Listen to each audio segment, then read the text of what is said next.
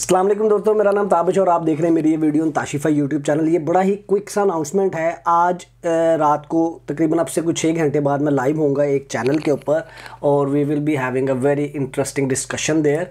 तो आप अगर ज्वाइन करना चाहते हैं ये शो, तो इस शो पे मैं अवेलेबल होऊंगा आज रात को 8 बजे स्वीडिश टाइम। तो अपना आप जाके रिमाइंडर सेट कर सकते हैं और I will be talking a lot about different topics जो कि आपके लिए बड़े यूज़फुल हो सकते हैं। तो प्लीज़ जाएं, इसको देखें, क्योंकि I think this will add up so much information to you for those who are already here in Sweden, या जो प्लान कर रहे हैं मूव होने का। और इस प्लेटफॉर्म को भी देखें, I think they are running a good platform there to help people. तो ले यार, शाम को मुलाकात करते हैं। जाएं, जाके सेट रिमाइंडर के ऊपर क्लिक करें ताकि आपको वो याद करवा दे कि इस वक्त हम लाइव हो गए हैं।